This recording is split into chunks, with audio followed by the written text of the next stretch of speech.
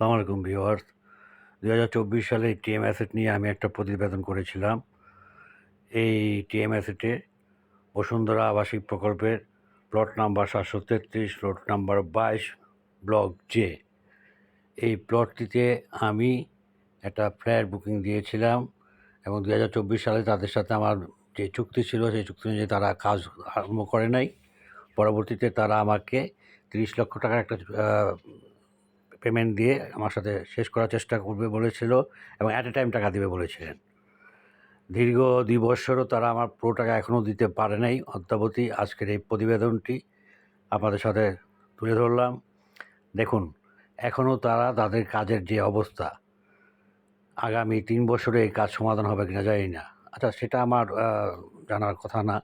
আমি আমার টাকা পেয়ে গেলে আমি তাদের সাথে আমার কোনো শত্রুতাও নেই, কিন্তু তারা আমার টাকা অদ্যাবধি পরিশোধ করে নাই বিধায় আজকের এই বিশেষ প্রতিবেদন।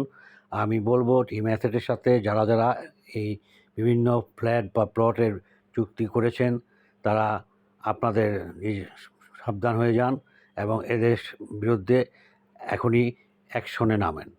আমি জলসিরি আবাসন প্রকল্প, বসুন্ধরা আবাসিক প্রকল্পের কর্ণধারকে বলবো আপনারা অবশ্যই টিএম অ্যাসেটের সমস্ত কার্যক্রম বন্ধ করে দেন। তারা বিএনপির নাম ভাঙিয়ে বিভিন্ন ভয়ভীতি দেখিয়ে এতদিন মানুষদেরকে চুপচাপ যাতে কেউ ভয় করে কোনো তাদের কাছ থেকে কোনো টাকা না চায়, এই ধরনের একটা ফন্দি এঁটেছিল এবং তাদের কর্ণধার ইঞ্জিনিয়ার মোশাররফ, ইঞ্জিনিয়ার তানভীর উদ্দিন রাজীব, উনি হাতিয়াতে ফুটবল মার্কায় পরবর্তীতে স্বতন্ত্রে দাঁড়িয়েছিলেন। কিন্তু ওনারা বিএনপির নাম ভাঙিয়ে এতদিন এই মানুষজনকে ঠকিয়ে যাচ্ছিলেন। আমি আশা করি বসুন্ধরার কর্ণধার এবং জলসিরি আবাসিক প্রকল্পের কর্ণধার যারা আছেন, এই টিএম অ্যাসেটের সমস্ত কার্যক্রম আপনারা বন্ধ করে দেবেন এবং আমাদের টাকা পয়সা না পাওয়া পর্যন্ত এই কার্যক্রম সম্পূর্ণ বন্ধ থাকবে। এবং যেহেতু বিএনপির নাম ভাঙিয়ে তারা এই সমস্ত কার্যক্রম করতেছিলেন, আমি আমাদের মাননীয় প্রধানমন্ত্রী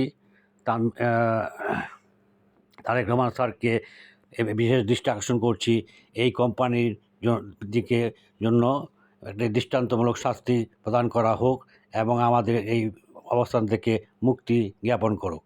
ধন্যবাদ।